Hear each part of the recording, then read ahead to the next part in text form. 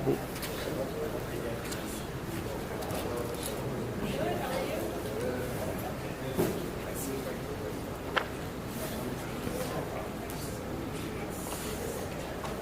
some reason I can't hear it.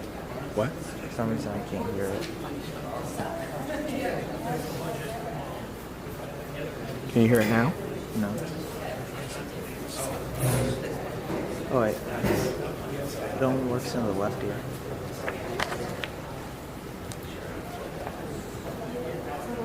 No, it is. Yeah, you didn't push it in far enough. Yeah.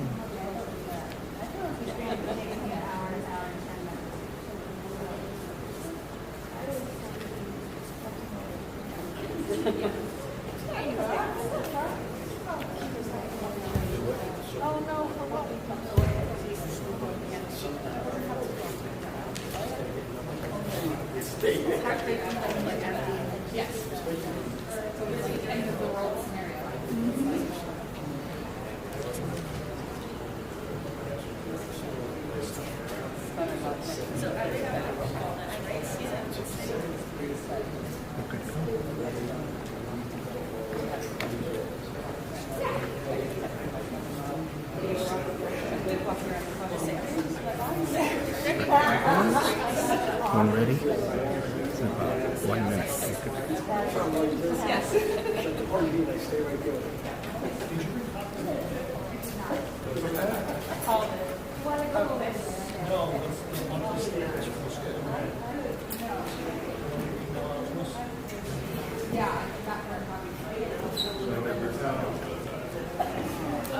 I thought that came from you guys. You gotta figure it out, that's all. Do you want me to run to my office and print copies? That would have been my fault. I told her that you guys were printing. Sorry. Yeah, no, we always send them. Yeah, did you actually get a, did you bring the copy of the invoice from last month for the emergency? The quote? Nope, that was fixed. Get it? Okay. They weren't on that.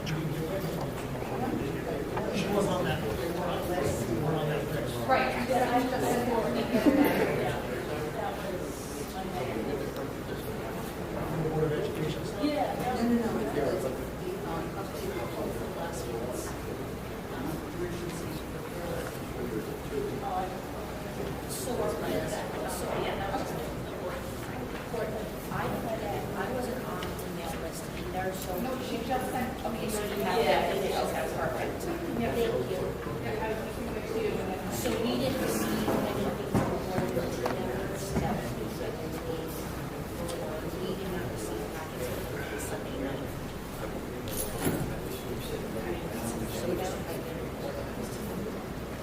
Okay, the time is now 6:30, and I'd like to call this meeting to order. Start with the pledge of allegiance. I pledge allegiance to the flag of the United States of America, and to the republic for which stands one nation, under God, indivisible, with liberty and justice for all. Okay, so we'll go with roll call, please. Virginia Allen with Stephanie Walsh. Naomi Smith. Yep, there.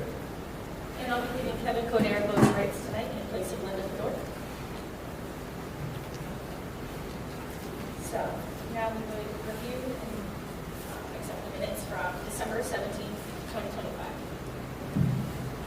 Any discussions or edits on the minutes?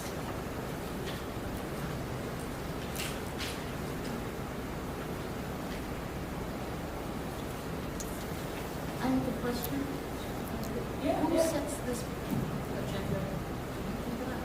Yeah, the just our meeting agenda? Yeah, I said that. You said that? Yeah, Okay, yeah. Thank you.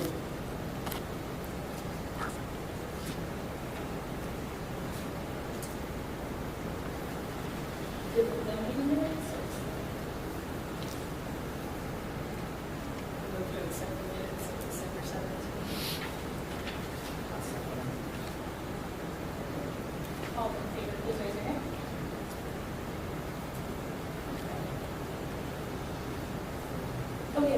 did.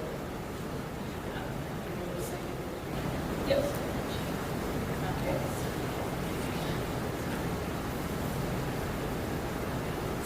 Okay. Now we will move into citizens' participation.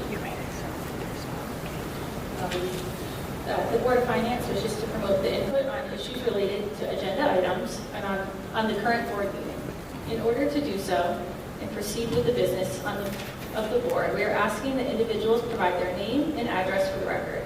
We are also asking that all comments be directed to the board and comments be limited to the business at hand. Speakers must adhere to the 3-minute timeline. Anyone would like to speak? Oh, wait, did we declare public comment? Okay.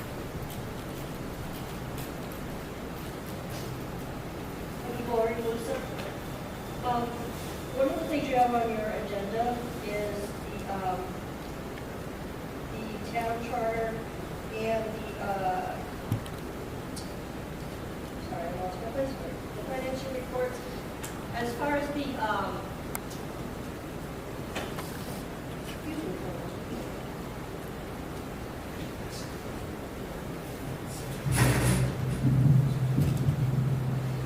so the fund balance, I'm so sorry. I had two things on my thing here.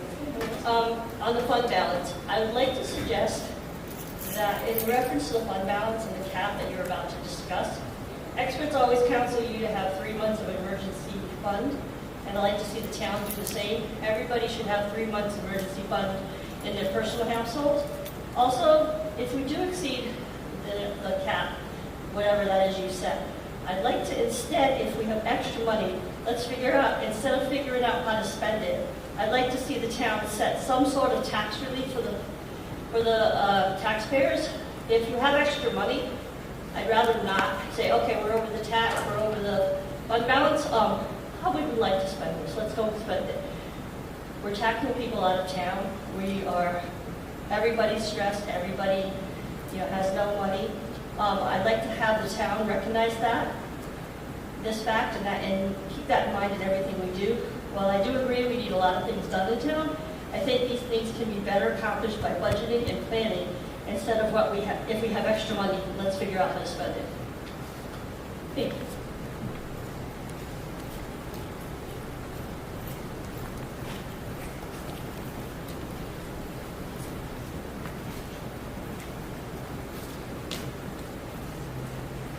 Trav Harmon, Moosehead, Connecticut.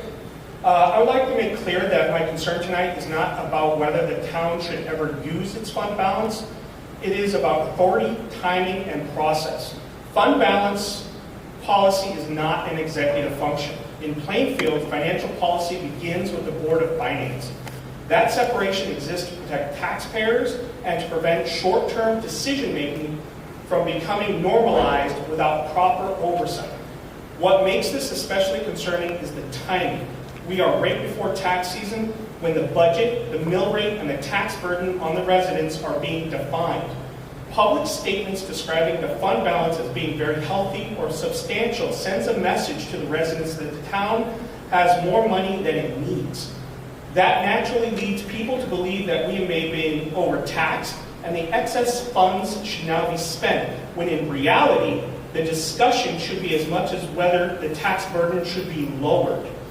That kind of messaging has real consequences during budget season. It shapes expectations before the Board of Finance has reviewed the numbers, set priorities, or made any policy recommendations.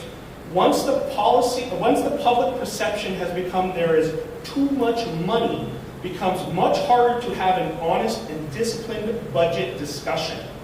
Fund balance is not extra money.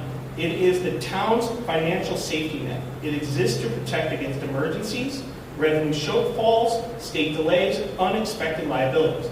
When it is framed as discretionary spending simply because it exceeds a percentage, it undermines its role as a safeguard and weakens the discipline which keeps the town financially stable. There is also an order of operations. If the town has capital needs or deferred maintenance, the responsible approach is to present a clear capital plan first, with cost and priorities, and then discuss funding options. Talking about spending reserves before that work is done is backwards. What I am asking is reasonable. Slow this down. Keep it in the proper lane. Let the Board of Finance lead any discussion on fund balance policy through budget process with the documentation and public review, especially during tax season. Restraint, clarity, and process matter. Thank you. Thank you.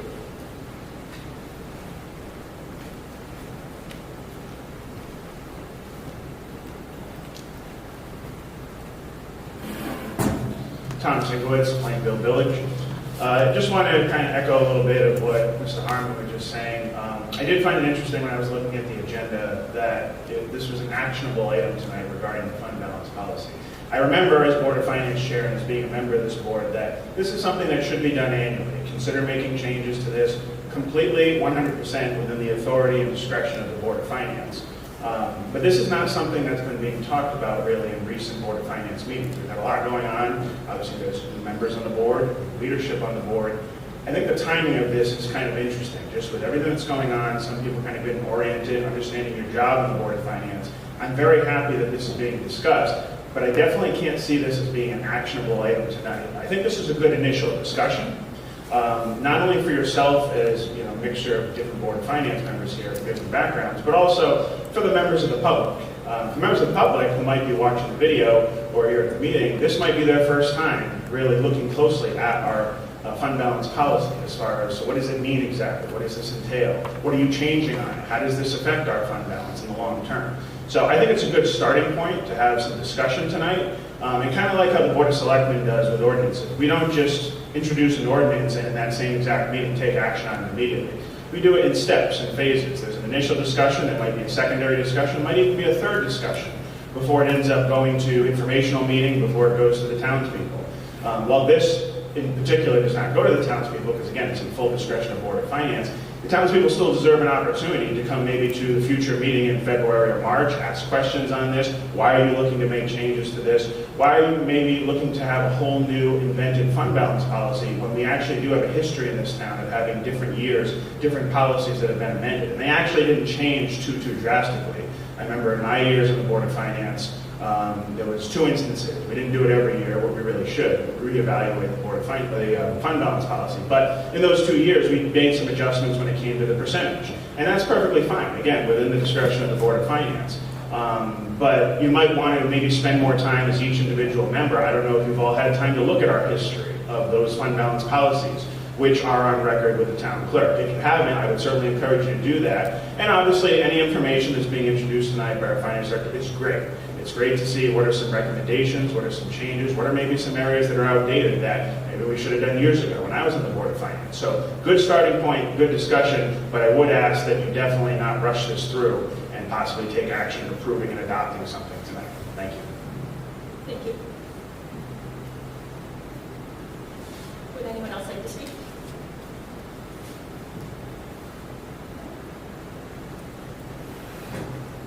Okay, so we will move on. We have new business, and I would like to motion to add the proposed budget schedule to today's agenda under as section G under new business. Would I have a second? I'll second that. All in favor? Nice. Okay.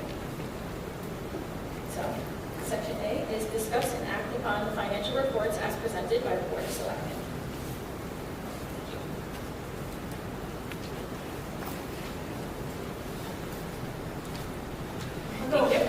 Yeah, yeah.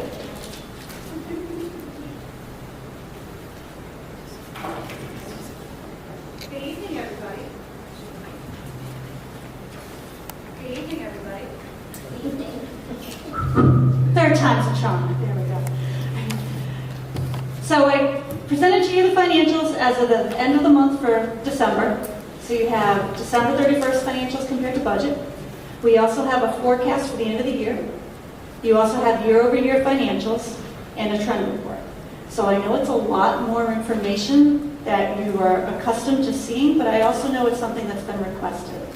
So I know you guys also like the summary sheet that we did, so I continued on with that. And then as we both grow together, however changes or whatever you see, whatever you like, whatever you don't like, we can absolutely improve on. As I said, I have an open door policy, transparency, and I just want us to all be on the same page. So let's see, general government financial update.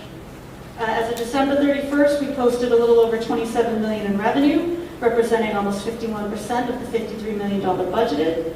We have recorded 7.4 in expenses of 13.9 general budget operating expenses. At 53, the school has reported 18.2 million, and so the town is currently in a net positive position of 1.3 million. Revenue highlights, do you want me to run through this or no, because you guys got copies of this? Running through it probably is the best. Run it through? Yeah, well, keep the recording and present. Sure. So Whatever you'd like is fine with me. that's my. Okay. So interest revenue? Revenue has already exceeded the loss. Interest revenue has already exceeded budget by 110,000. We've been averaging about 60,000 per month, so that'll continue to be flush for the remainder of the year. Lisa, Yes, Joe? is there any way that we could get a really quick overview, not tonight, next month perhaps, of what the investment schedules look like for the town? Well, there is no true investment schedules because we're required by state statute. We can't really invest in much. We have STIP accounts and whatever, so there really can't be, there's no like real portfolio of investing in outside things. Is No. there a specific reason, not that it's a bad thing, that we're running $60,000 in profit?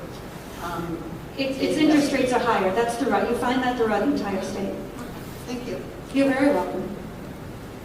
Let's see, fire marshal revenue, we separated out recreation and senior revenue. We also created the rec department sheet, so there's now a revenue, expense, and line item summary for everyone to have, so you can see what programs are bringing in revenue for rec, as well as the expenses associated with them. So that's something new that has been asked for, so we put that together for you. Lisa, sorry, another question. I apologize, I'm going to have questions. Fire marshal revenue is anticipated below budget due to the one-time new line. Is that a pilot program? Nope, not at all. Okay, are we looking to reduce their budget for 26-27? Nope, we're Or not. leave it the same? We're going to leave it the same, because we can do line item transfers for expenses. We typically don't touch line item transfers for revenue. We can if the board so chooses. And then fire marshal revenue, it was funds that came in at the end of last fiscal year that were budgeted this fiscal year. Let's see, back tax revenue, tax interest and lien revenue, that's all downstairs. And the tax department is elevated due to payment from a large delinquent tax collector. Motor vehicle supplemental revenue, I guess this was the first year you guys have budgeted for this line item. Motor vehicle supplemental bills are the bills that typically go out at the end of December and they're due in January. In a perfect world, no one just gets new cars October 1st, right? And that's the assessment date. So anytime you get a car between October 1st and September 30th, it's considered a prorated bill. And those bills go out in December or January and they're due in January. So motor vehicle supplemental bills are considered a partial year bill to get everyone caught up for next July's. And so you never really know what a true number is because it all depends on who gets new vehicles or who registers vehicles from old vehicles. It's just when they get a new vehicle. But our budget and actual, it's more than double. So we're going to have a huge increase in this line item. So my question would be, sorry, Mhm. given this budget, I know that the state of Connecticut is one of the only states in the country that actually still has motor vehicle subsidy taxes or supplemental taxes. Is that something the town of Plainfield? Nope, that's required by state law. It is required. Yes, it is. It is not an option. Okay, state revenues are still waiting for several payments. You can see that in comparison to the year-over-year summary, but we don't expect any shortfalls. There hasn't been anything coming from the state saying that we're not getting it. No assigned fund balance has been utilized to date, and our total revenue is forecasted to exceed budget by 1.3 million. That's forecast. That's not where we are now. Departmental expenses. Overall, this is the first forecast of the year, so it's really just saying that every department's going to fall within line or be close. It's still 6 months left for the remainder of the year, so I wanted to just highlight things that are standing out that could be problematic, but we do have other line items that could cover it. Overall, I will preface that I do expect us to be under budget by the end of the year, same as last month. Overtime, is it snowing yet out now? I know it's supposed to snow tonight. Yeah. And what did it do last weekend? Snow. What did it do over New Year's and Christmas? Snow. So when we have to call in people to take care of snow and ice, that's overtime. So we have had a hard year due to inclement weather, hitting us mostly on weekends. And what are we getting at Sunday? Snow.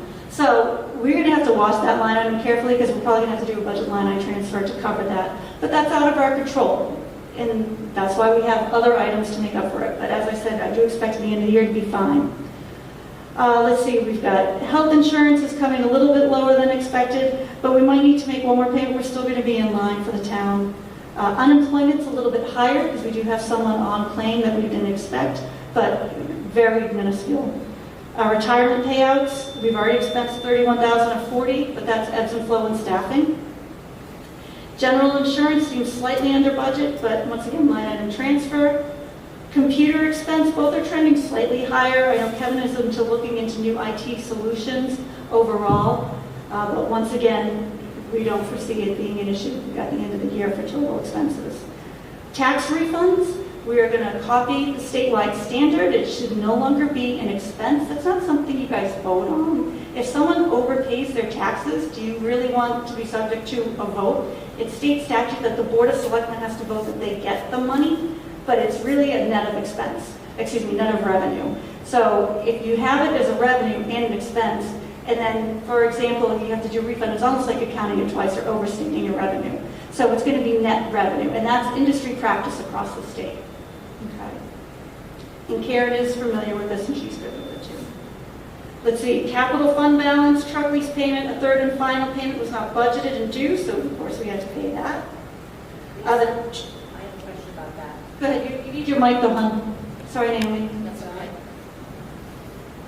That's how.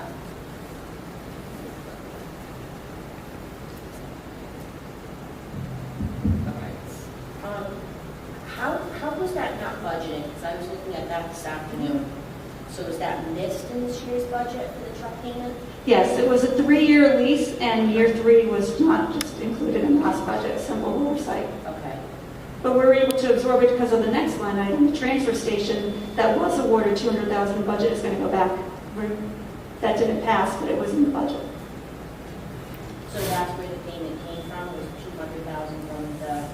It's actually just overall, it'll be part of the line item transfers. Okay. The use of fund balance, I'm actually forecasting to return the $1.2 million in addition to the $200,000 at this current moment. So the town is actually projected to give back to the town $1.4 million. So I figured that is something all we're celebrating. I think that's a great thing. Let's see, current unbudgeted financial impacts, highway department, we have to replace the crushed aged clay sewer pipes and a full line replacement. That's going to be looking more towards the spring. They don't want to really do it in the winter time. And we're hoping to use town road aid for that because it is infrastructure, but we'll know more as we get bids as that goes along. So has that work has not been done yet? What are they doing for sewer up there? Everything is functioning right now for the department, so for right now it's okay. We will have to replace that tire pipe area that goes not only to the highway garage, but it also goes to the animal control and it also goes to the bus garage. So we'll have a springtime project. Is that out for RFP? Or will that, is that out for RFP, or is that going to be something that's It's done? being drafted right now. So, let me get this straight. It's functioning now, so it's not technically an emergency anymore. Why aren't we budgeting for this? Why are we just throwing it out there and doing it? We didn't budget for it. We didn't know it was going to happen. Right, but we're setting the budget now. Why aren't we setting it, putting in the new budget, coming up and doing it next cycle? We do have enough money available for other funding to get it done in the springtime through different, like whether it's LoSiP or town road aid. Well, what's not going to get done because we're not budgeting for this non-emergency, which, what was that money going to be used for before? We didn't have a plan for it. We could use it for anything based on whatever falls underneath LoSiP or town aid road. It's available, so we can use it. Right, but my point is, it's because it's available, we're using it. It's not technically an emergency anymore because it's working. You just want to do it because it's going to be a problem. We know it's going to be a problem, we should be budgeting. Pipes were crushed, they backed up, we were able to undo the backup. So you cleared the line, Yeah, so it's working. yes. So, again. Again, this it's is clay no pipes, we don't emergency. know if we could still crush even further and back up even further. So that's why we're trying to put an RFP together for it right away. So Sean, are you asking why this is not something that's just going to be added to the capital? Correct, it should be a budget item now. At this point, the emergency has been resolved, now we should be budgeting. Yep. We don't just run out and spend money.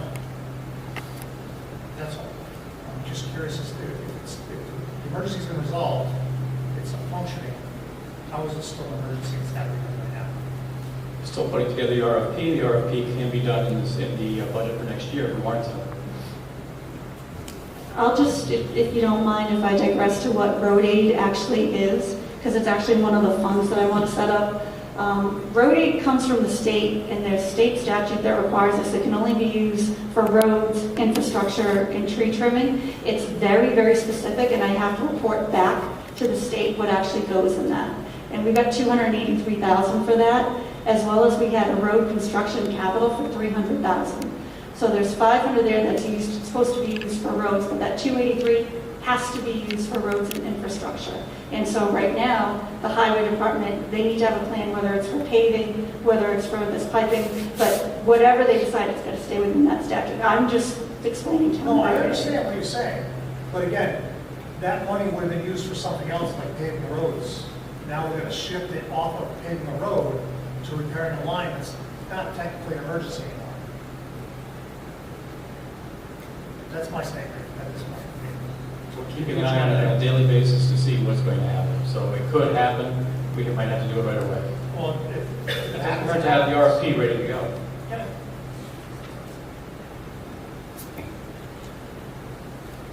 Okay, auditorium AV currently underway with LoSA funds, and accounting software's bids have been received and forwarded to the Selectmen, covered MRSA funding. Lastly, year-over-year comparison. Lisa, can we back up for a second? Sure can. I'm a little concerned that this is being presented to the selectmen. This is a capital expenditure that should be brought to the Board of Finance first for review. And I think my colleagues on this board would like to see whatever presentations are brought to you before any decisions are made. Is it usually a Board of Finance or Board of Selectmen function, Kevin? Which item are we talking about? Accounting software.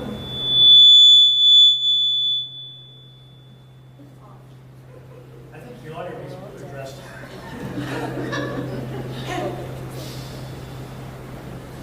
So, how many are you using from which account would be? MRSA. So those are expenses during the year. You use that for, which is going to be expense. She's already gone out and had multiple presentations. I can share them. I can share them. There's 3 companies that we looked at, and there was 3 different tiers.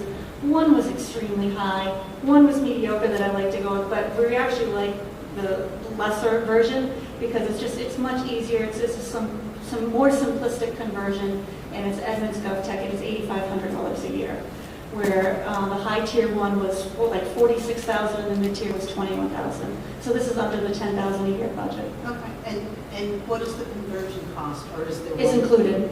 Oh,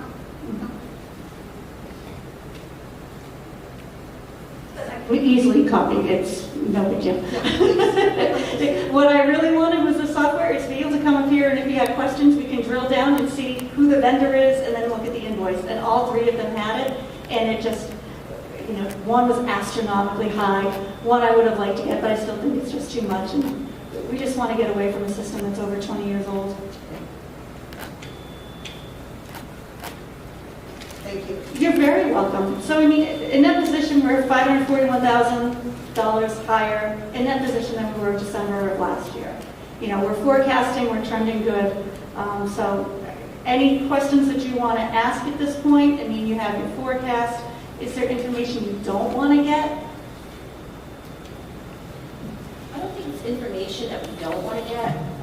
One of the things I would like to say at this point is when we're putting out to the public that our fund account is over and that we're quote unquote making it look like we're hoarding money.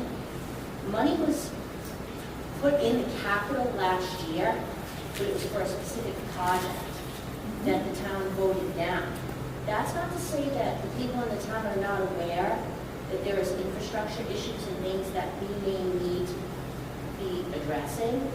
So transparency is something I think that we're striving for, and looking at what are the things that we should responsibly be investing our money in. Because we have schools that are going to be needing HVAC systems, we have buildings that are in disrepair. I received a phone call today and found out that our senior center had a card game this morning, and the temperature in the building where they were playing cards was 61 degrees. That's not acceptable. Space heaters being used. Do we need to address the furnace at the senior center? I don't know. So these are the things, if we have over in our fund account, do we want to start looking at investing money in set-aside fund accounts and addressing some of these issues?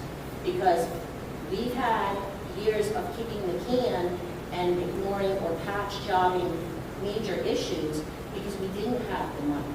So I would like to see a mill decrease or give money back. Sure, absolutely. But I also want to make sure that we're properly investing our money in our town and taking care of repairs so that our future, children are not inheriting our mess. So that's where it's kind of like the road aid repair. I understand what Sean's saying. It's like we have this overture. Do we want to start looking at how we want to invest more in our capital? I mean, we've had people in our public stand in meetings before, years ago saying our capital plan was like a Christmas wish list. I mean, I can't agree with you more on investing in the town. I wholeheartedly agree with it, and that's why I actually am appreciative of starting the Capital and Strategic Committee plan, because what I like to see is actually what's called a capital non-reoccurring fund, and you guys actually had that at one point, where the Board of Finance and the town votes that we give, I'll just say arbitrary number, $500,000 to the capital improvement fund. And then you have that group that determines where that money goes. And that, to me, is the right way to do it, because then you have a group of people that are specialized in it. And I believe at the start of the plan, I could be wrong, but you're going to invest in getting a true assessment of all the properties. And we're also at a fantastic point because we just paid off one of our debt service. We're down to one loan. So now is the perfect time to not piecemeal things, guys. Get a big plan together. Where do you really want to see the town of Plainfield in 20 years? Do you want the school systems together in one place? Where do you want this? I think we need to have a macro plan first and then dwindle back down. So yes, it's great to have, and I'm not saying piddle away by any shape of the imagination. And when we actually get to the fund balance, I hope that you see that I'm trying to invest in the town and work with the people here. And I think we can do a combination of things, of both capital as well as mill rate, in addition to being transparent. And I think that's what we all want. And so I think we have to have that master plan first. Thank you, Lisa. You're welcome. Lisa, are you aware of an issue this morning at the rec center with the heating system? Beth came into my office around 2 saying that it was cold. It's because the heat wasn't on all weekend. She goes, the heaters just haven't had a chance to catch up. That's all she said to me. She didn't say there was a problem, just the heaters didn't get a chance to catch up. So if no one came in, did we lose power this weekend too? Yeah, so that could be why too. If there's no power, so maybe something had tripped. But I have not heard directly. Kevin, did you hear any? Yeah, the only thing is she just said that the heaters didn't have a chance to run. I hope they're not shutting the heating system off and they're trying to save money, because that could cost us a lot of money again. Is somebody checking on that building during the weekends at all? No town staff goes and checks on that building? Is there a temperature monitor in that building that calls if there's a temperature problem?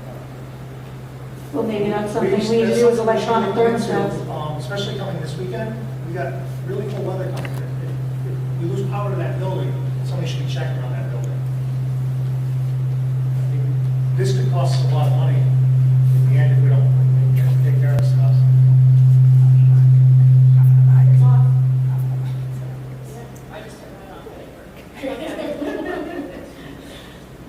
So we have 3 mics next to each other that are on.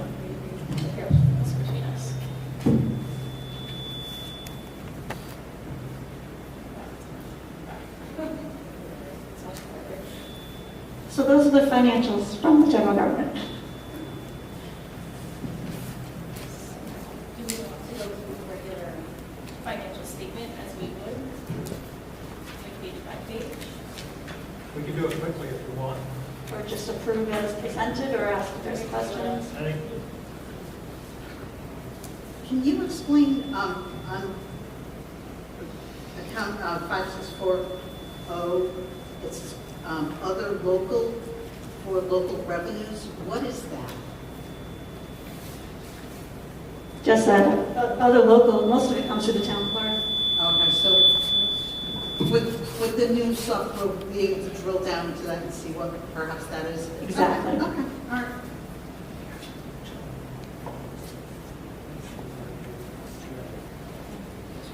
It's right before property taxes.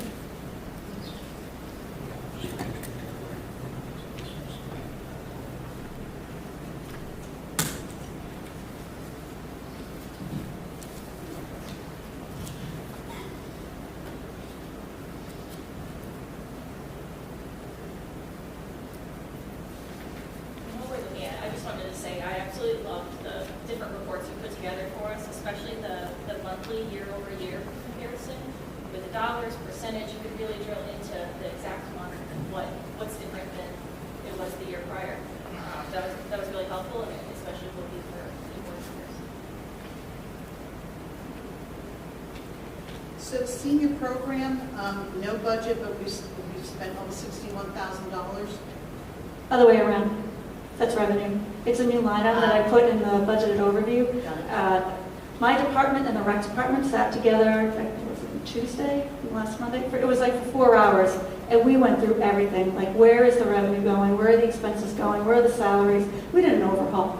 And so what I said to make it more transparent was to separate the rec revenue and the senior revenue, because I want to try to treat it as two separate departments, even though it's one department head, where, general fund covers the seniors and the pool, and the rec is separate, and that's why you now have a rec revenue and expense statement as well.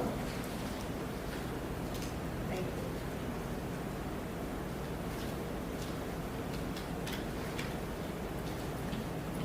Highway contract services, that would be plow.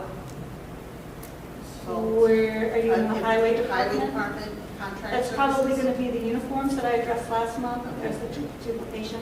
Can we change the designation of that to uniform contract services?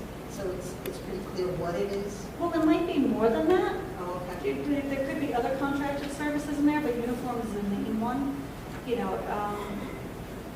kind of IT that they might have, if you want a separate line item just for that one item, we can, especially with the new software, we have the capability of creating like all the chart of accounts. And see what that software is. Okay. Thank you.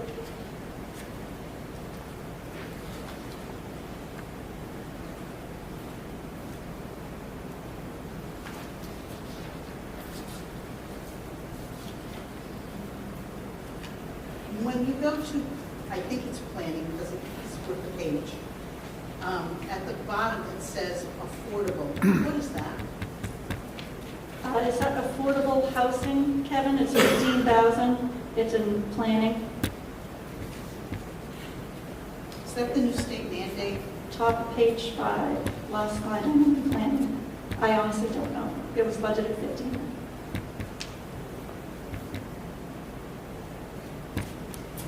There's no expenses to it, months a day, years a day.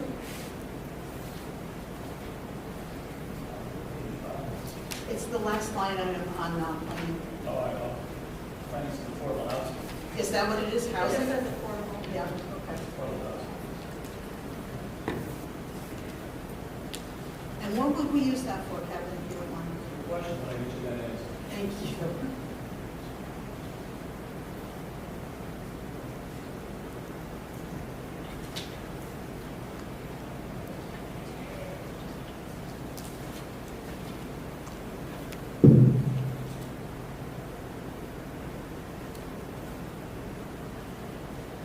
On the rec center, the custodian was reduced to part-time, is that correct?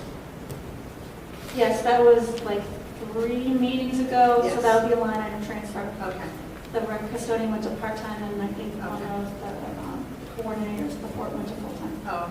So we're going to actually be moving some of that budgeted. Mhm.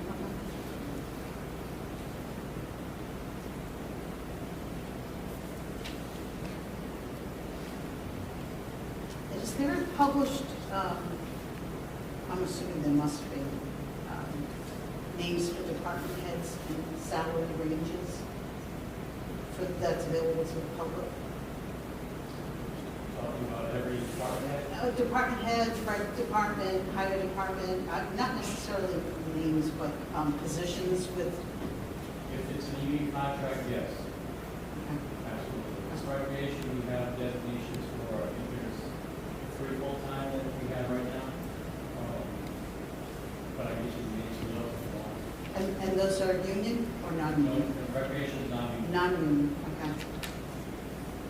What is the parking fields? What is that? For the rec department, Lisa? Page 6. Park and field is budgeted at 10,000, coming in at 4, I would imagine, like the parks next door. Is that what it would be, like where the tree lighting is? Maintaining all of the park, like the Little League fields or any other parks we have, we maintain. So sometimes Little League will ask us for some sand or some clay. We allocate that also for maintaining. Do we have like a list of those parks and which fields and like, I get that is from there the like a, website. is there like a breakdown of that too? I Like, can get that from the department. great, thank you.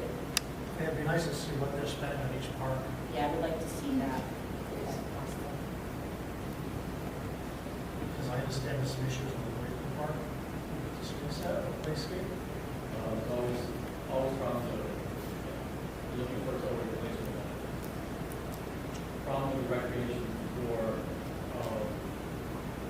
any swing set or recreational playscape areas are very expensive. We're replacing ours right now. And we just gave one away. That was unusable. We gave that to someone who could use it. That wasn't usable, Kevin. Did it not seem the After a same? while, the parts wear down. Usually it's the links that break.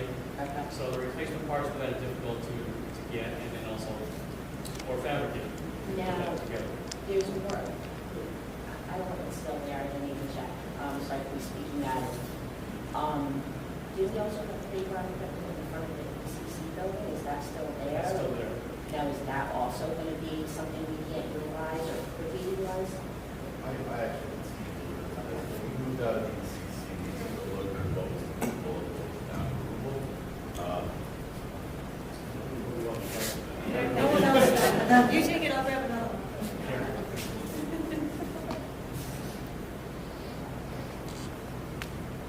Is that when we moved out of the ECC 2 years ago, we took a look at all the playground equipment in front of the ECC. Much of that is heavily cemented in for safety, and we moved everything that we felt could safely be moved. We actually attempted to move a gazebo and weren't able to do it. I think people forget a little bit that the work that was done on that was done around year 2000, and that wasn't yesterday. So a lot of the equipment that's there would need to be heavily dug out or drilled out, so it's not something we can move. If we could have moved it, we would have moved it to Chaparral. Now, I can add on to that. There was a church that wanted to purchase. I want your germ. So there was a church that wanted to purchase that item, and I said, we'd have to write something up so that it would be, we're not held harmless in case you wanted to take it out of there, because it is heavily cemented in. And it wouldn't be for a lot of money, but they would be the ones responsible and also hold harmless to anything that happens. So if anybody else is interested, let us know, but there was one church that wanted to do that. Well, I was just questioning it because I know we have like a parking lot we can do. And that park obviously has a need for upgrade of their playground area, but it's something that we wouldn't do from moving that material over. It's a lot of work. And safety. Thank you both.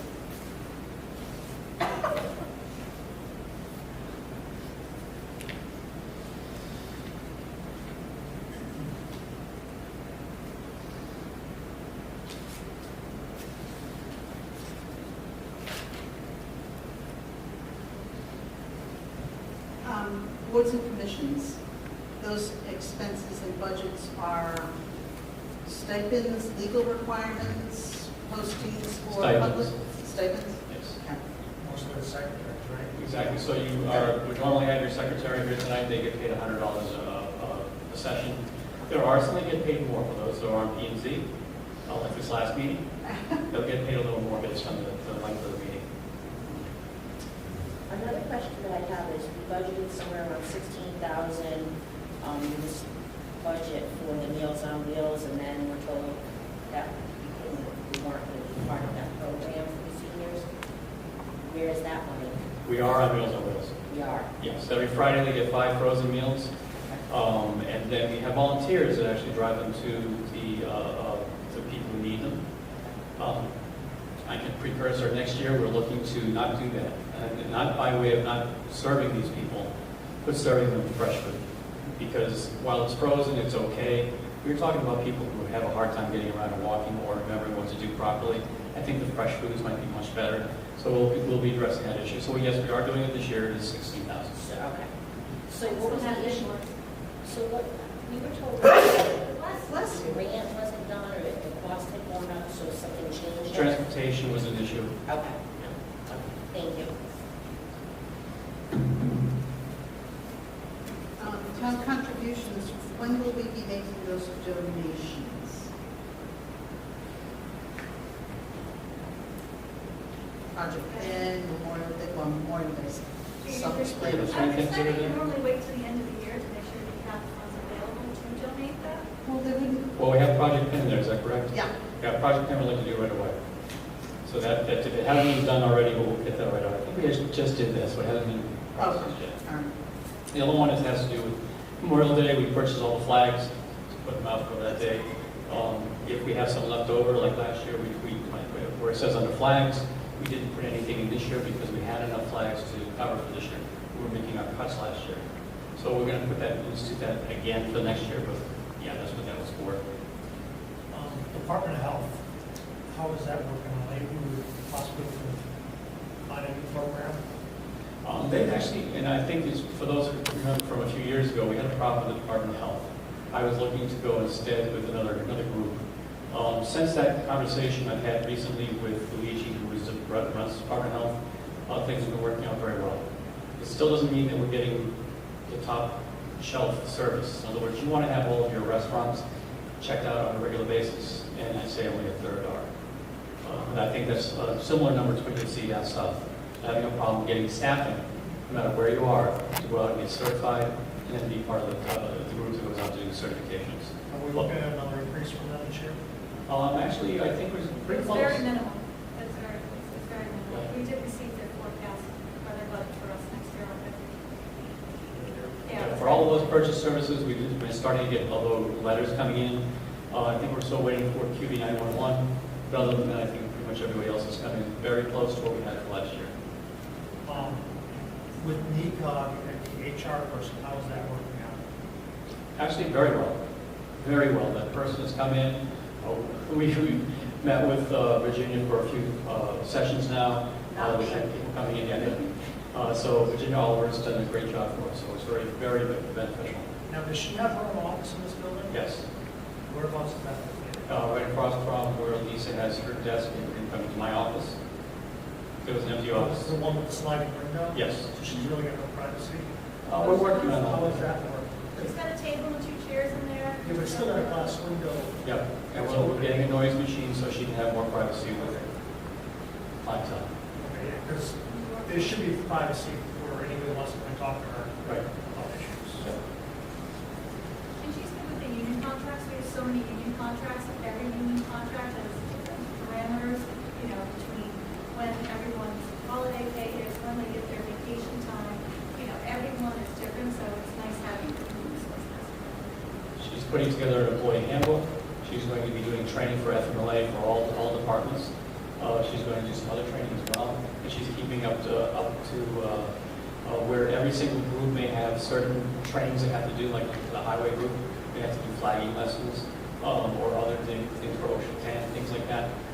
She's keeping up with that, so we have those on schedule. What about the telephones for the capital that we had allocated for 35,000, what was the status, what's up with all of that? I believe that was expense in full. That was purchase. Telephone capital 34,972, 11, payment 34,971, 63. Is that what you're referring to, Neil? Yeah, I know we had, it was put into the capital this past season for 35,000, but it was kind of confusing, like what people were actually using that for. I know there was a contract, and there were new phones, and then they needed upgrade equipment. There was multiple issues. The first one was the old equipment was outdated and it had no, Windows 10 is no longer serviceable. Same thing with the old phones. We had an issue where if there was a problem, you didn't get any service and you're stuck. So now how do you call in or out of the police station or for the town hall? So we decided to go to a new company. The numbers that they gave us weren't quite accurate, but it was for the purchase of the actual phone, $35,000. Then there was also, you have a Cisco license, which we were told we'd have to do every year. So those are things that, above and beyond. But we're getting a hold of what the numbers are this time. So when next year's budget comes up, we'll have those numbers. So we're paying for a licensure every year. Yep. We know at this point. Because of what it does. A license for Cisco, for those who have a Cisco phone, you have multiple functions which are helpful. You have obviously a voicemail. You also have it so that voicemail would then roll over to your email. So those things are added on features that we didn't have in years past.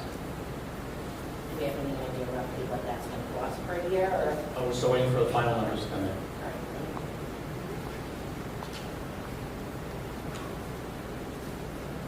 I'm sure this has been addressed previously, but I'm going to ask the questions again. Fund balance, truck lease payment, lease SUV Tahoe, assessor's vehicle.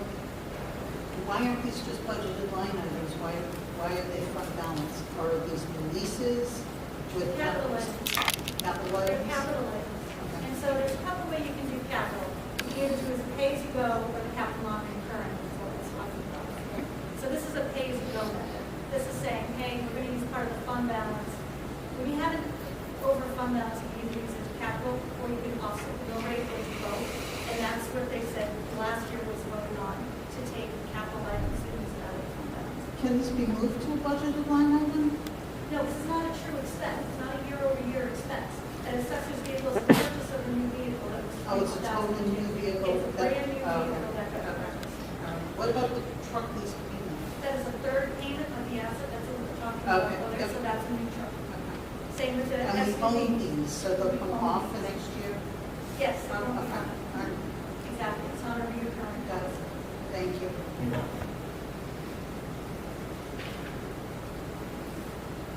Are they going to get another truck this year? Highway truck? I don't know. I didn't hear that. It's not part of our plan at the current day. As of right now, no. How are the police terminals coming? Any word on that yet? I did you an update, but I thought they were all in. I don't have the invoice yet, but this is as of December 31st. And is that reevaluation, is that precursor to the hell that will be brought on us with our taxes? Yeah, it's occurred every single year, and so it builds up in the revaluation. This is a standard thing. So it'll happen at the end of the year. I'll approve the expense. Okay. I can do it now if you want me to. I would think that it might be more But it does- transparent if we did it month over month, no? Well, no, because it's only done every 5 years. No, I recognize that, so you're going to take a fifth? I'm not following what you're saying. It's a contract that we have with Econ, Okay. so then you break it up into a 5-year. Okay, so this $36,000 that's budgeted for this year only, and you make a one-time payment for it? If we're billed that way, this is new with NECOG. Typically, you would accrue it, and you get billed once every 5 years. But I think with NECOG, is they're changing everything over to do the regionalization with all the towns that will get billed for NECOG and then Okay. Thank you. I also have a question. So when projects are being done in our town, such as the piping at the highway department, our police evidence building, any of the projects, is it up to the department heads to be overseeing these projects and reporting to the selectmen? Is it up to the selectmen to be keeping tabs on where the progression of these projects are to make sure, like, if there's more expenditures or something arises, how is this handled? And it's oversight by the department. If they're the ones putting it in for the 5-year capital to have it done, like if we use the highway fixing the sewer issue, it's up to them to be able to say, okay, we think everything's okay. We work together with other departments. So the town building inspector would go to take a look and verify everything's okay. So the building inspector, we might have the engineer go out to make sure that they work it aligns properly to the specs that they put together. So we work together properly, but it should be the department head making sure everything's And set. they don't, at any point, like, there's no, like, I don't know, calendar or any kind of reporting back to you, make sure, like, that they're staying on top of these projects and they're not just sitting idly, or? No, it's part of that RFP. You want to have it done and bid on and taken care of by whoever wins that bid. Okay. So the Board of Finance should, at this point, if we have questions on any of the projects, as volunteers, we can go to the different department heads and ask about this? Sure. Okay, thank you. That we want them to do. Well, if you wanted to talk to the department head about what's going on with the building, if you want to talk to them about other things, it's okay, but we can always answer what we can for you now. Or It send us. might be easier for you guys to have one focal person. I don't care if it's me, Kevin, or Just because I asked at the last meeting where the police evidence building was at, because there was money allocated to that building, it was in the capital. So I would like to know, like, sometimes where these projects are. And Kevin basically had stated to speak to Mario, the chief, about it. So I kind of want to know how is the working relationship? Do we approach the chief? Do we ask the chair to request it here? Do you do it, Kevin? What's the chain of command and how is this kept organized? Well, I think, like, to her point would be, instead of 7 people or 8 people going to talk to the chief, funnel it through us here, and we'll take care of it. Yeah, I'll take care of it. And actually, the chief and I work very well together so far. It's been a great communication. I call him questions, he calls me. We just work for 2 adults, so we're working to do the same thing.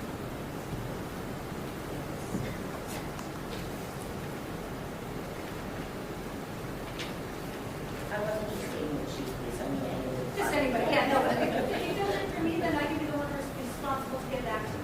Since I'm going to be going here every month anyway, it makes sense.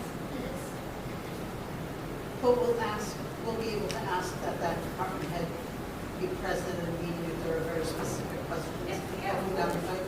Good. I believe there's actually one meeting even Stephanie has on for all the department heads. Yep. It's on Thursday. So that's for the budget. Yeah, for budget, but just even in general, of course. I know we've had the rec department person. Yeah, quarterly they.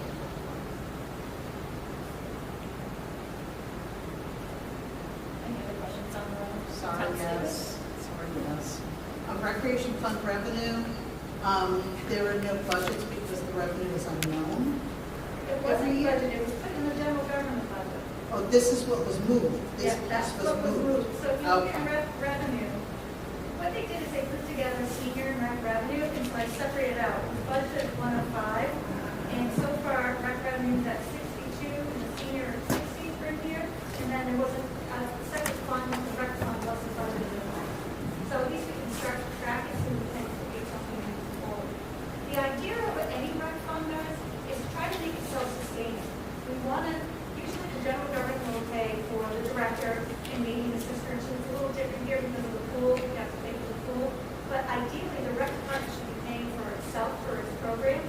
And what we want to do is track what programs are making money, what programs are losing money, so we can adjust accordingly, whether she needs to raise her prices, whether she needs to suspend a program, or add another, whatever it may be, so she can speak intelligently to what her direction for her department may be, and then try to take on more of those items, because there should be less of the taxpayer dollars paying for it, and more of the actual programs where these starts to pay for themselves. And so we're trying to be step one towards that. So hypothetically speaking, if there is a net surplus at the end of the year, Yeah. where does that go? It actually sits in that fund, doesn't come back because it's the rec fund, but we can utilize it to offset an expense in the general government. Last year, that was very helpful.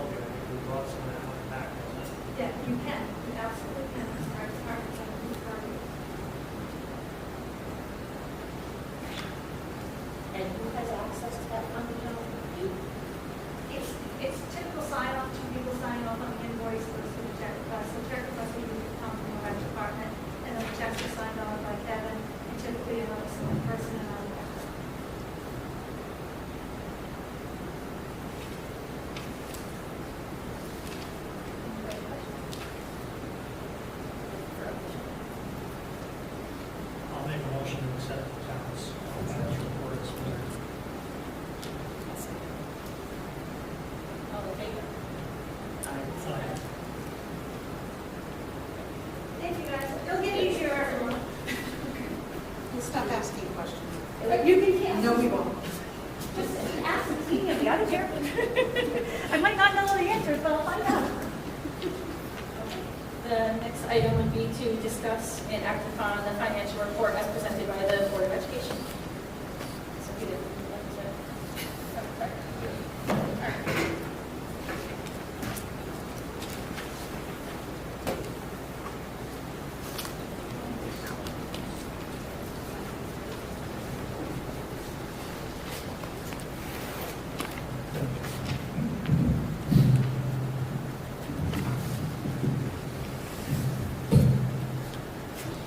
All right, so in your financial packet, there's a couple of things. First being for the audit, which is on the agenda later, so I'll skip that for now. For fiscal year 2026, there are 3 areas actually that we want to discuss tonight. 2 areas that I will be reviewing with you, and then 1 area both Mr. Renton and I will review with you.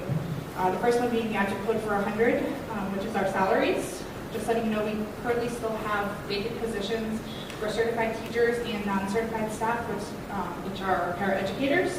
So that could result in the salary accounts being under budget. But this is an area we keep a very close eye on, and either we are hiring or not hiring, and if we need to use those funds for another area that is over budget, which again we will discuss in a couple of minutes. The other object code that I want to draw your attention to is 560, which is our tuition account code.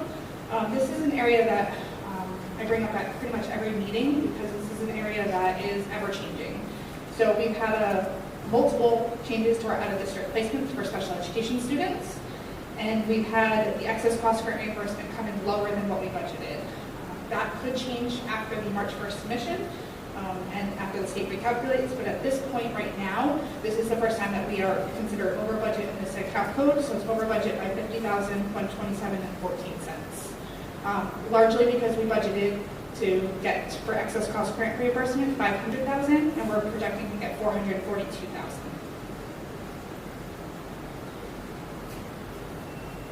Is there any questions on that? I see. Okay. Okay. The third account code that we want to draw your attention to is our health insurance account code, which is object code 210. This is also an area that is ever changing because we are self-funded. So I will discuss that when we get to the ECHIP report. For the 2% set-aside account, last month you guys did approve to fully expend these funds. I did just forward that updated quote to the 2 members, so I'm sorry you did not receive that in December. That will fully expend to that 2% set-aside account for after that invoice is paid. For our grant report, there's no changes to report at this time. The latest grant that we did submit for is our Perkins grant, and that grant was submitted on time, and we are just waiting to hear back from the state on the approval of that grant.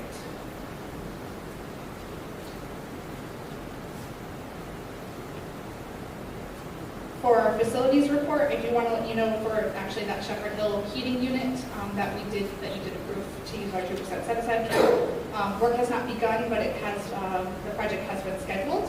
So we submitted our purchase order to New England Mechanical.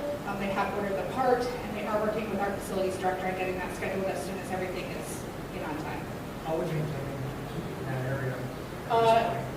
I haven't received any update as far as it being less than our expected temperature. So we have meetings with our facilities team, the principal, about ways which we can circulate air through that area, including keeping the doors open, kind of pumping air from other areas. Temperature's a little lower than we'd like it to be, but it's not in the neighborhood of what you experienced at the senior center right now. One of the things that we have for advantage is the large number of individuals coming into that area actually help contribute to maintaining the temperature. But it still needs to be done, and we're really mostly waiting on a part right now. Some people are talking about whether it's largely getting the part in to have those pieces, and that's just the unfortunate situation anytime you have old equipment. My concern is basically keeping heat in that building until, like I said, we got really bad weather for this weekend. How we're going to maintain that area, there's no heating system in that area. It's partially working. It's partially, okay. So we have 50% of the system. It's not speculate a number, Okay. say it publicly, but I can tell you that we have it partially working and we have solutions that we're doing, but it's not a sustainable solution. And when you overtax another part of a piece of equipment, you're not doing a good thing. Is that building checked on over the weekend? So we're in a little different situation because our building's in a lot of use over the weekends. Okay. But we're in the same situation with overtime. So when it snows heavily on Martin Luther King Day.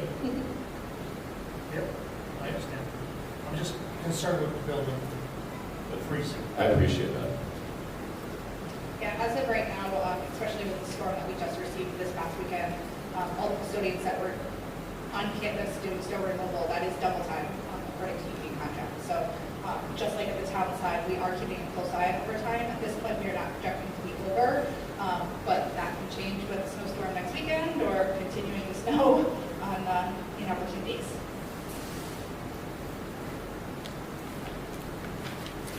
So I think at this point, I'll take over and talk about health insurance. It is actually the reason why I'm here. Before I talk deeply about health insurance, I did just want to take this opportunity. I apologize that I do this occasionally, but Plainfield High School theater and music and band has been working very hard with the town of Plainfield, Daughters of American Revolution, and the Plainfield 250 Committee, which is celebrating the 250th anniversary of our country this year. On Saturday, January 31st, to kick off the town's celebration, there is a free concert open to the community at Plainfield High School that our band and music department has put together. They've worked very hard on this with the Daughters of the American Revolution and the committee. We've had a lot of students who have been very involved this year. You'll see more and more things being pushed out on Plainfield residents and Facebook, so I just want to let the community know that there's a free concert to kick off the 250th anniversary of our country that our students and staff have put together special. It's not something that they've ever done before.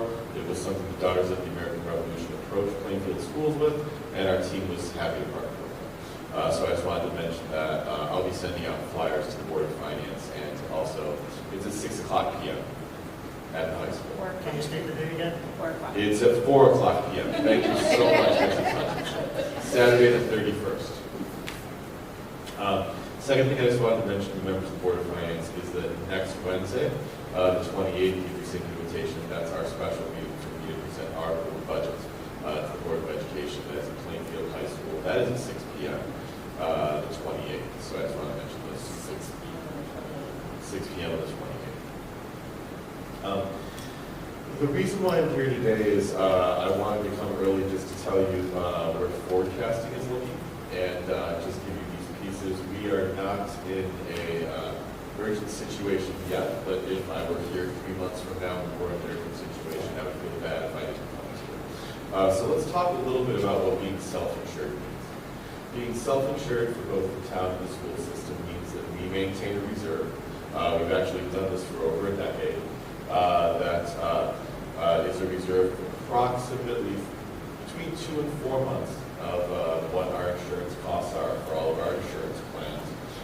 We build that up every year. We get 2 different predictions of what we need to fund that at. We use that to build our budget. Last year at this time in January, they actually told us we could reduce what we were contributing. We could go back and check those pieces. Those forecasts have proven to be horribly wrong. What I've given you is a chart. At the top of it, you'll see dark blue and light blue. In a healthy year, you're looking for that dark blue section, that dark blue of high payments to be approximately 25% of your pie chart, meaning that you're looking for 25% of your claims to be the high-cost claimants, what they actually call catastrophic claims. That's the insurance industry word, not my word.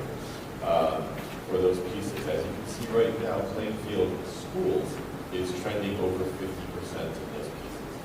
Now, I have to be very delicate when I talk about this because we want all of our employees to have health insurance. We want them to have coverage. We also need to be sure that we're maintaining a healthy reserve. When you have high claimants, our insurance actually carries insurance on it. It's called stop-loss insurance. So if a claim goes over a certain point, we will get some of that money from our insurance back. At this time, for the first time in my 5 years here, based on a $1.2 million month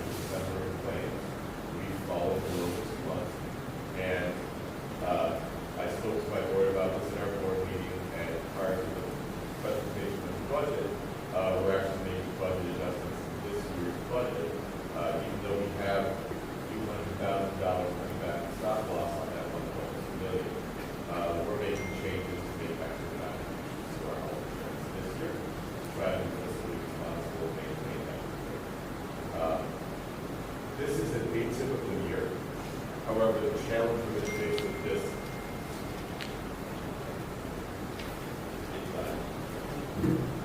Oh, I got it back. Just needs a little wiggle. This is an atypical year. We have never seen a year like this. However, this year will impact the rates at which we get quoted for next year and for coming years, as we now have a higher percentage of high claims. We have some projected numbers already. We have reached out to the town. We made the town aware of this immediately. The moment those claims came in, we had a meeting. I really appreciate the town being part of those meetings. We brought in USI, we brought in our adjusters, we brought in E-chips, take a look at all of those. We have a strategy that I presented to my Board of Education on the 28th moving forward. But I do want to let the Board of Finance know that of my budget increase next year right now, half of it is insurance costs. The second part of this, which is a section that's highlighted, is I want to let you know this is not a unique to Plainfield problem. What you see there that I've highlighted is where we are over the projected budget. That's the budget that we were told to project by the people that we pay to tell us what to project. That's where we are above that. However, look at 4 other municipalities in our region and where they are over their projected budgets. We're all seeing increased drug costs. With a population that's accessing more health care, we're seeing people access more health care. So I wanted to make the Board of Finance aware early.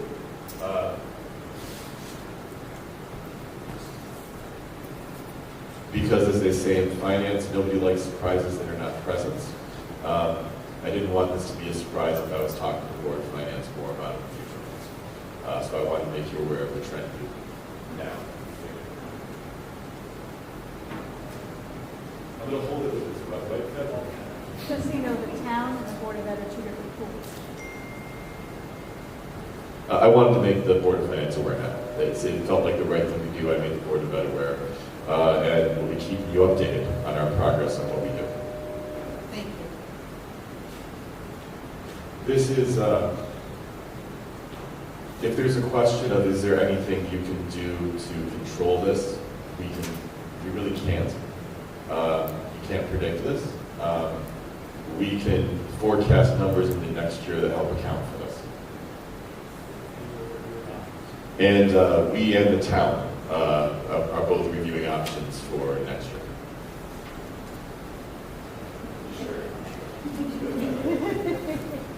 Who did the projections? So 2 different groups actually both E-chip and USI. However, all it takes is for we have one claimant without giving too much information that's $758,000. Year to date. We have another claimant for him. So all it takes is someone on your plan to have a catastrophic injury, and you are the insurance company. So you're working on things to address this, you don't really have a solid plan yet on how. I don't want to give reports, so I'm always cautious. So remember, I'm the one employee at the Board of Ed. I always am cautious to not give the Board of Finance my solution before I give the Board of Ed my solution. It's the one thing that can get me really hard. It's not the one thing. I'm sure there's other things I can do with that. But you do have something in mind you're planning on proposing to the Board of Education and then. Yeah, we currently are working with our insurance broker to look at all of our options. So this is great. Okay, thank you. Absolutely.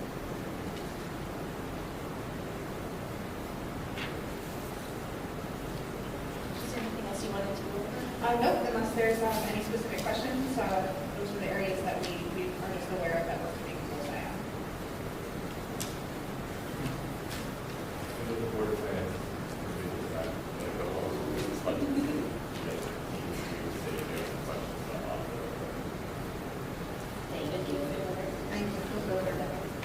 I just want to note in the report that I did give you, the E-chip report that has the green highlights, the reason that we report out technically a month later is because we don't get the banking and the claims reports until the 10th to the 15th of the month. So given our Board of Education meeting being on the second Wednesday of the month, we always have to wait for all of the reports to come in to reconcile to the bank. So in the month of January, we are reporting November's claims. Obviously, as Mr. Renton said, we have received some information regarding December, which is why the urgency and why the start of the conversation now. But you will get the December full banking reconciled report in your next board finance meeting.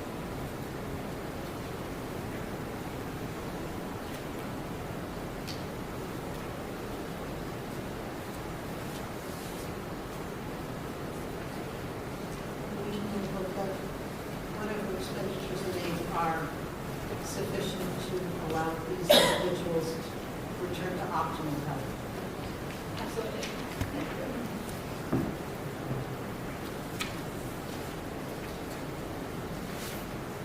All the other schools fall into the systems. I see you have money here for the central middle schools, that repair one now.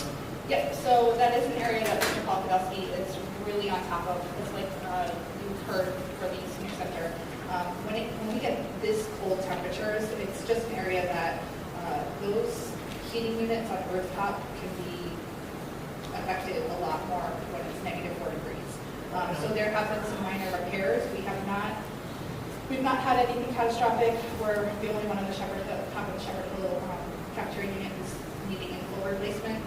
I will say there are a lot of other areas that we are just having to perform small repairs on, Band-Aids to try to keep everything working and going to keep the heat on without having to do hundreds of thousands of dollars in replacements. Now, when I ask that same question I asked the town, is there a system in place that reports to the maintenance facility or anybody in the school district that uses this problem? There's not. No, so all 5 of our school buildings, as Mr. Bryson mentioned, we do have a lot more activity in our buildings on the weekends because we have a lot of our sporting events or coaches in there with practices or outside vendors that come in and use our facilities that we have to contract custodians to be there. But there is no set schedule for a custodian or something to monitor the heating or the temperatures on the weekends unless we have a scheduled event. The control system like that, the high school has a control system that does not call because of temperature drop. I'm not sure on that. I can definitely talk to Mr. Podolsky to see what the monitoring, because we do have those systems in place. So there are fire alarm systems that monitor those systems, the burglar alarm systems. So we do have monitoring systems in place. I'm just not sure if any of them monitor the temperature. That I can check on.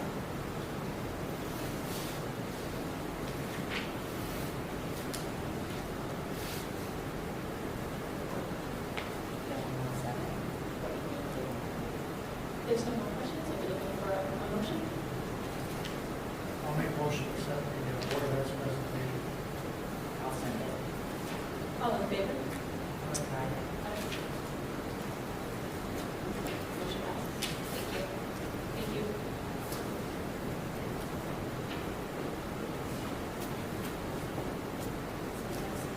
The next line we have is the appointment of Virginia Allen to the Bylaw Committee.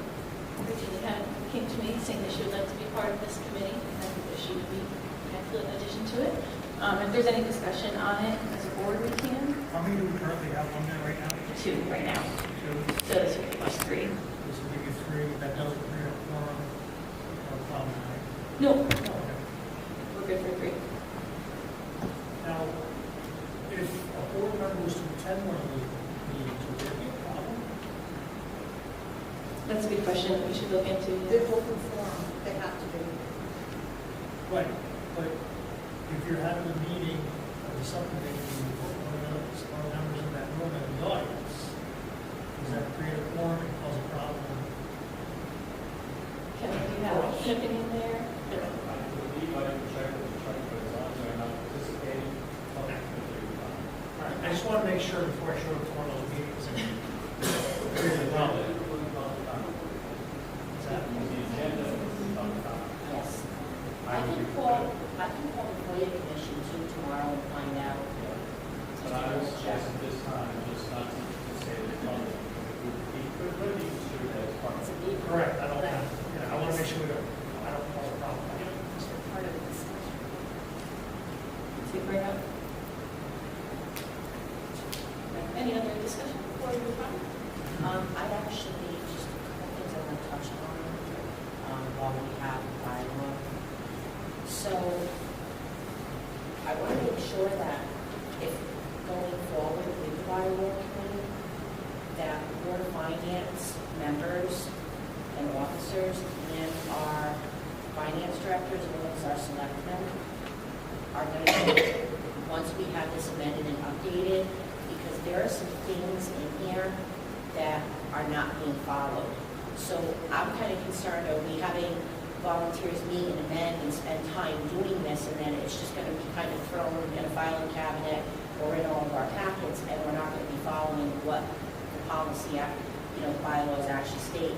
So for instance, we're supposed to receive a rough draft of the agenda 5 days before our meetings. Our packets, we're supposed to have the Friday before, no later than Monday, or 5 days prior.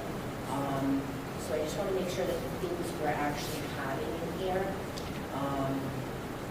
that when we review these, once they're amended, that these are going to be, taken into consideration.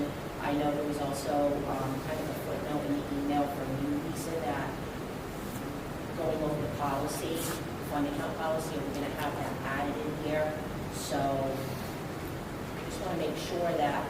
It was sent out Thursday night, I believe, right? My packet was sent out Thursday night, but I think the agenda went out later. But, right, but unfortunately, you and Virginia being new, right. So I just want to make sure we're going to be following that, and that everyone's going to be working with it. So that was one of my concerns. That's it. Any other discussion? So we just appoint, or Okay, so now would be the finance director presentation and discussion, potential actions. No, it was just an appointment. Okay, so you're appointing her Yeah. as the chair? No, not as the chair, just as a member on our bylaw committee. As the chair of the Oh, Board of acting as the chair. Finance. Yes, exactly. Yep, just like that, appointment. Yep. So you as the chairman of the Board of Finance is also going to appoint for the account at this point? Exactly, yes. Okay. Thank you. Okay, now for the finance director presentation.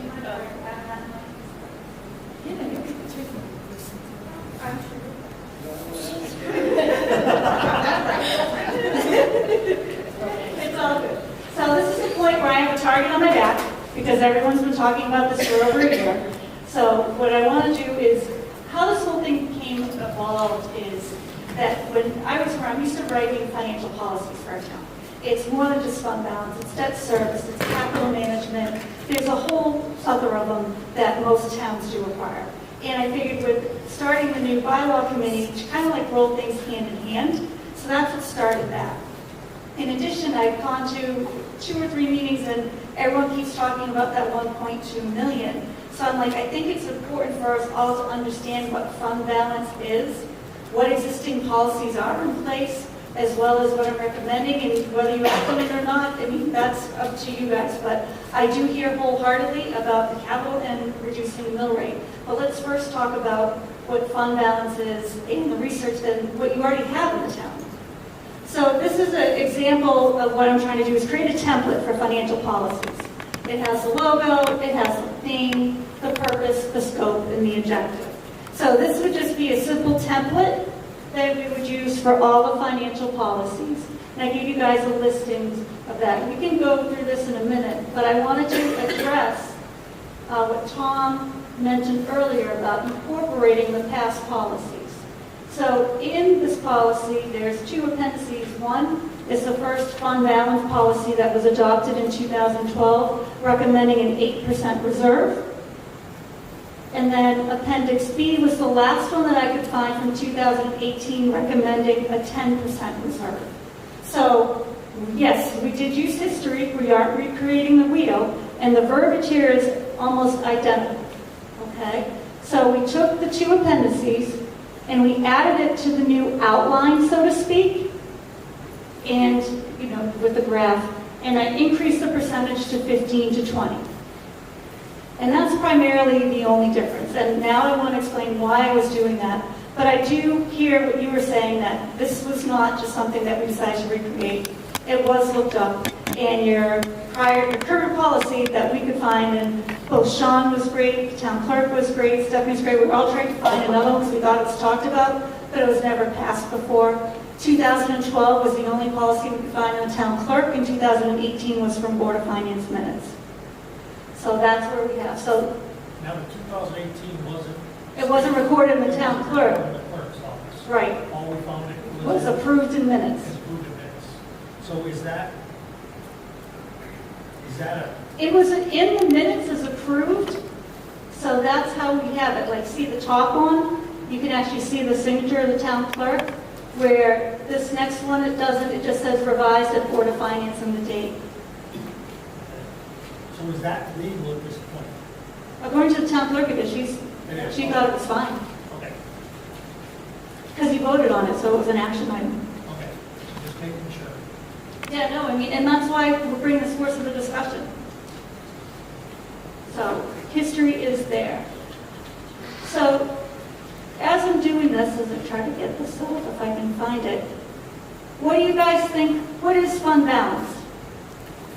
Before I even try to open it up, what do you guys think fund balance is, or fund balance is?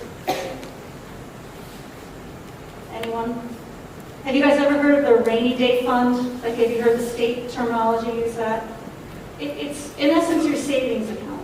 And so what it is municipalities, since taxation brings some money in addition to local revenue, but usually about 75% is from taxation, it's your money that you're giving to the town to invest for you.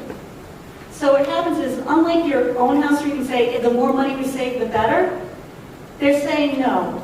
GFOA, Governmental Fine Officers Association, says it should be about 3 months, 16.67%. And so the policy I'm presenting is between 15 and 20%. That's still higher than other towns. Now, if I can find the actual program, because I actually had it up earlier, but of course, because I'm here, it's not going to come up as quickly. There we go. So, understanding fund balance for Connecticut municipalities. I don't have a clicker, so I'm sorry, guys. And I'll go, I know it's kind of late, but this is just an overview, okay? And this was also at the town clerk. So what is fund balancing? Fund balance policy. A fund balance policy is a guideline for municipalities to strategize and manage their financial reserves, okay? It's to make sure that your money is used to good causes. We're not overspending, we're not underspending, okay? And it's setting that percentage. So it's percentage of your expenses. So going back to that 3-month rule, or 16.67. Remember, your current policy is only 10%. That's your current policy. There's 3 pillars: financial stability, creditworthiness, tax stability. I can go into any of this if you like. Working capital management, gaps between revenue and expenses when they come in. Sometimes we have to apply for a grant, we have to give the money up front before we actually get the money funded. We want to make sure we have enough money to do that. We don't want to lose a grant because we don't have the $15,000 to pay for it before. Emergency financial cushion. What if an emergency comes up, like you guys were saying before? What if we did have a massive water break or something? Just anything hypothetical. We want to make sure that we have that.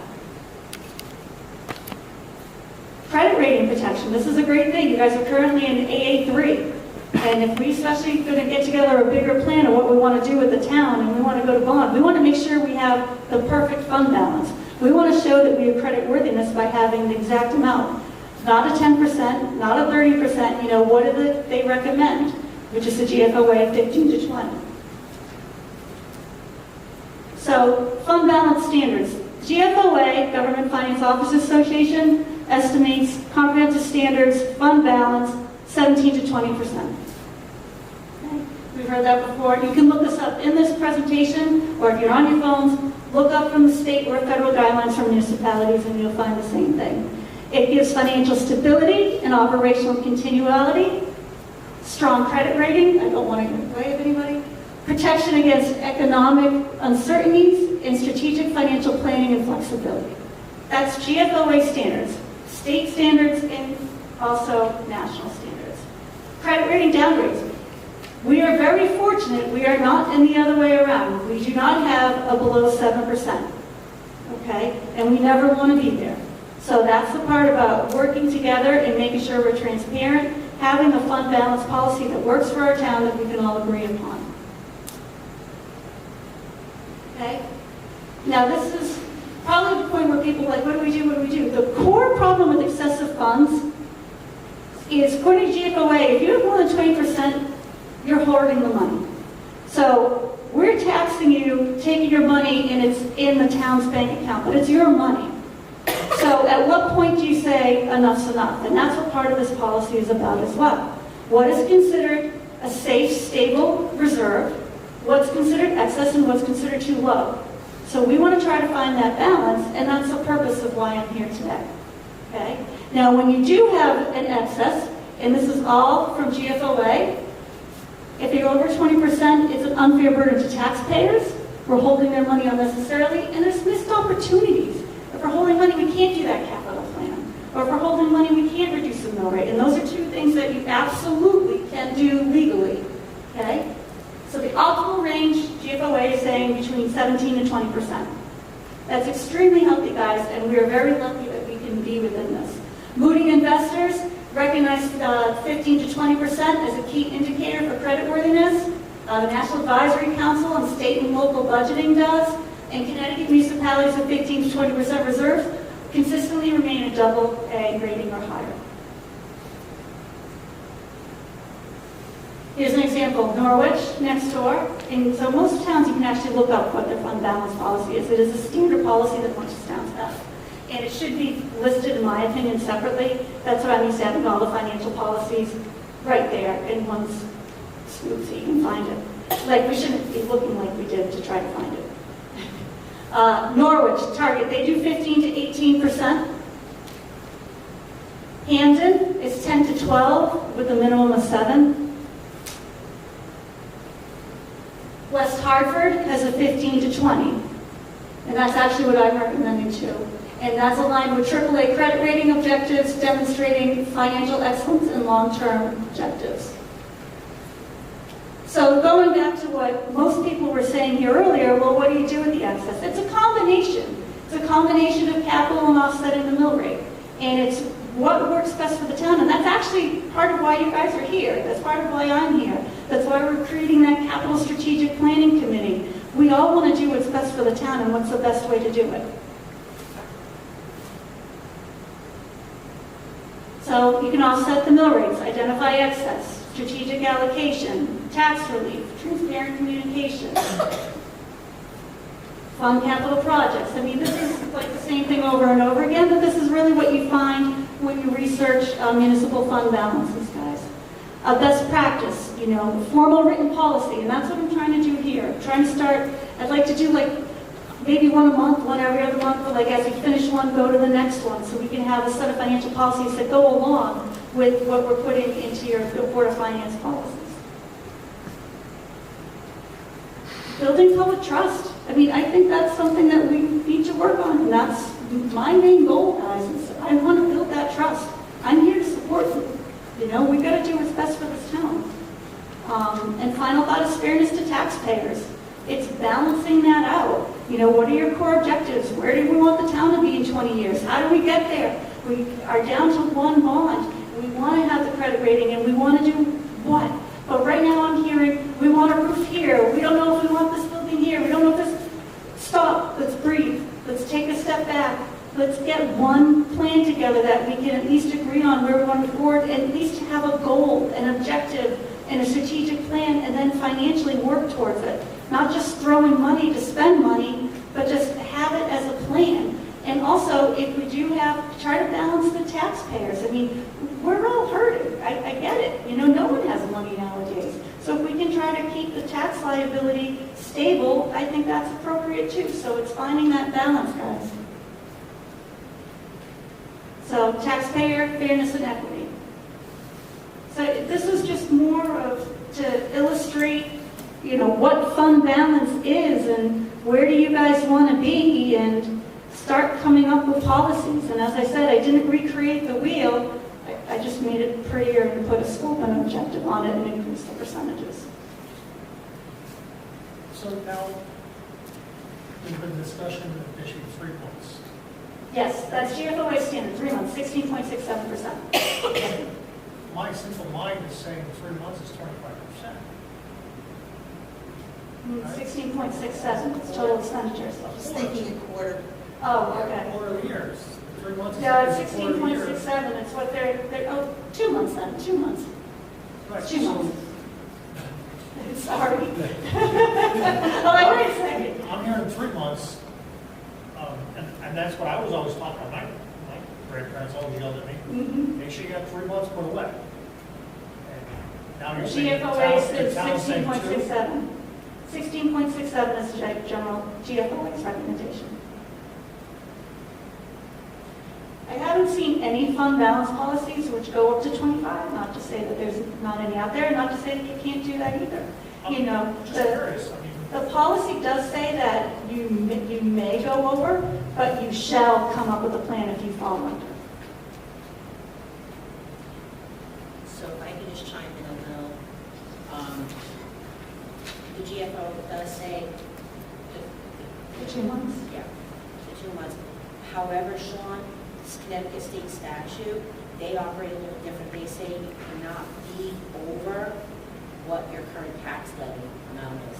And we're at 31 million, so I don't think we're over that, but we don't want to be that high. So that's, so they don't set, the only cap that's really set for that is statute, and it's the tax levy. So we kind of can set what the cap off is, and it is based on all of what Lisa is presenting from what my research, what I'm using. I agree with her on that. 2, definitely 3. I mean, why not?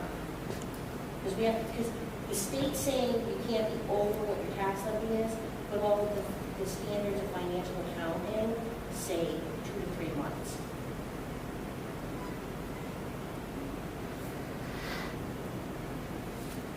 Your thought process on that? I'm going to make a suggestion. I think that, I realize this is an actionable item, but I'm going to suggest that we table this just to give ourselves some time to really get our teeth, sink our teeth into the entire policy itself and where we want to go, and lockstep with the bylaws that we're trying to bring up to date. It's a great first step, just the fact that you're even open to reviewing it, and that was the whole idea. When I talked to Stephanie, I'm like, are you open just coming up with, financial policies? So this would be step 1, and this actually would be the way that we would do it throughout for each one. It's like, all right, let's introduce another financial policy, whether it's capital procurement, whether it's debt management, and let's see what other towns have done. Let's see what the government requirements are. Let's see what's out there. What have we done for past practice? And come and work together. So I know for me, in the research that I've done, I would love for you to look at the town of Sprague's financial structuring. I have. Not their finances, how they structure it, just because of their finances, that's, but I like their handbook. They don't actually have a policy, but they work between their handbooks and statute. But I love Old Saybrook. I like their financial policy. I think it's direct, it's to the point, it's simple, it has the same standard amounts, but without a lot of wording. So I think it's very transparent to the public as well as their board of finance. Would you prefer that ours was more like Old Sabre? Because what I tried to do was copy what was existing already. Try not recreate the wheel. I'm just going to tell you from my perspective, I want to see that the board of finance maintains as much of its financial authority, and that we have checks and balances. And I want to be very careful with the language, because we've had issues in the past with language in our charter, discerning language and statute. So I would like to see something that has very direct, very clear language. Simple, more simplistic? Yes. So I can do that, take a look at Old Sabre. I've actually worked with Sprague a lot. They've hired me to do a couple things. I'm not saying they would do everything like Sprague, but their handbook is just top notch. Okay, that's good. I think it should be a standard of like board of finance handbook. But that's important, and it's good that you're looking, and that's what I do, is I look at other towns, and we should all look at other towns, and what works best for our town. So I would like to table it as well, Sean. I think we need more Was there any discussion before the motion for that? Any other questions? Shouldn't it go to the board of selectmen too? I don't know that they've had discussion. Well, they don't set the They fund wouldn't do balance it. policy, we do it. This is a Board of Finance financial policy. Yeah. Because you would be the one to set the mill rate, you're the ones that would approve it, yeah, it's a finance policy. Board of selectmen, they would discuss it all. No? There's no reason you can't have a discussion with the board, some of the board members from the board of selectmen, if you feel you need to. But this is our policy, not theirs. I'm thinking tabling it, give everybody some more time to mull it over a little bit. And that would also give you an opportunity to look into those other ones that Naomi mentioned, and maybe we can bring this. I could do like a couple of different types, just if you want to look at that. That would be great. Would you like that, the version? Do you, all right, I'll keep 15 to 20, but obviously that'll be a discussion point. But I could come up and copy different towns, and then this way you guys can come up with what you think is best. And even if it takes a couple months, the whole idea is that we're talking about it and starting a procedure. None of this is supposed to be And I want to rushed. thank you for putting this together and giving it to us to look at. Absolutely. And I think this is, like you said, the starting point. We had to have a discussion. And I think this first one you drafted is a nice starting point, a nice discussion. I felt bad. I gave it to Stephanie like 2 weeks ago, and then she's like, oh, send it. I'm like, oh no, is it ready though? I'm like, okay. It's a starting point. And that's what we needed to do. We needed the starting point. Right, and this is what I like to do for all of them, and, you know, as I said, I've got the ones from Summers, I wrote the ones that are in Summers, so that's where I copied this from, obviously, to make that Well, easier. when I see like your reference sheet, you had put Holland for comprehensive. I looked up Holland's and I was like, it is extremely comprehensive. So I was like, okay, we're on the same. So, absolutely, I've come with a couple different policies and match towns, and this is fantastic, guys, so thank you. Thank you. Thank you. So someone wants to make that motion. Okay, second. Okay, all in favor? Aye. Okay. Thanks for this presentation. Okay, so now the next item would be to receive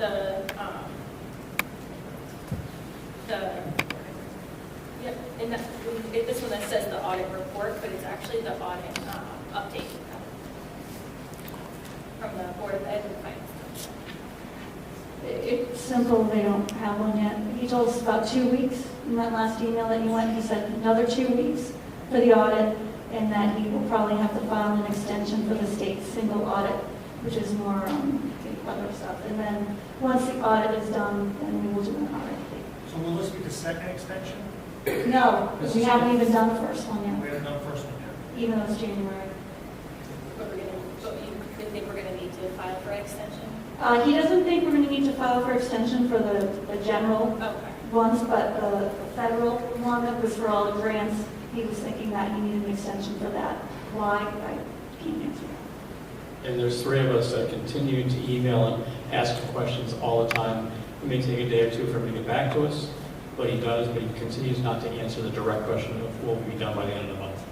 We get emails from him at 11 at night, all on weekends, and and we're still getting requests for backup even this past week. Can we demand a due date period done? That's it. You have until this date. We cannot. Yeah, it's Will state that be statute. subject to an that says- RFP? No, that's state statute. State statute has, they have till December 31st, but they can file for an extension. And that is just state law. I mean, and they're also supply and demand. They have a hard time finding people, and maybe sometimes the cheapest isn't always the best, too.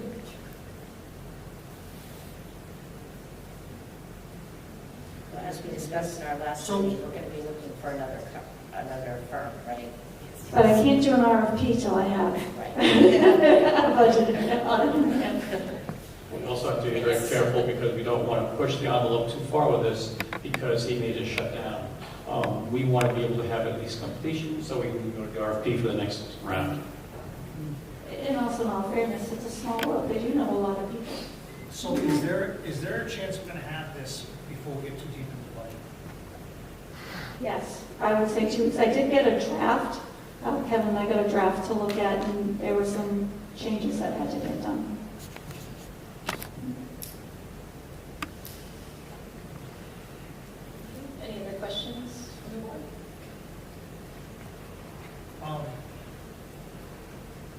If this is, if you have a more complete or better answer for this before our next meeting, can you just give us an update, say it's done? Of course, the minute I get it, I'm sending it to you. Just want us at ease a little bit, because this is kind of it bothers me that these people aren't following through and doing their job to get it done for us.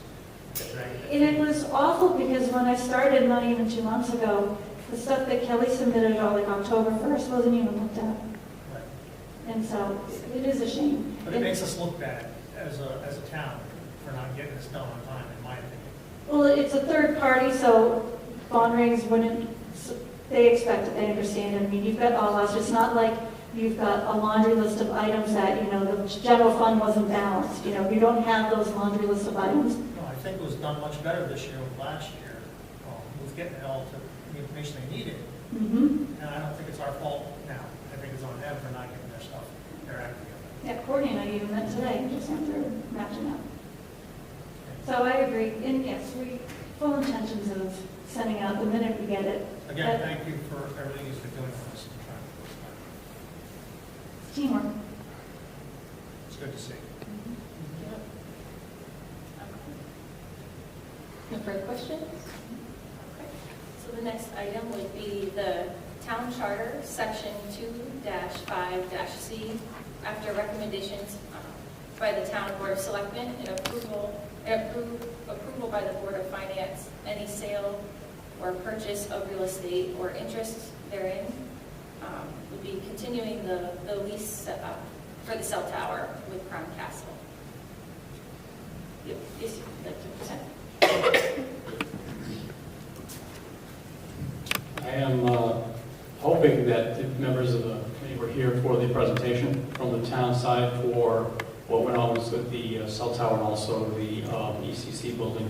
It was motioned to go forward to bring it to the Board of Finance for the cell tower lease.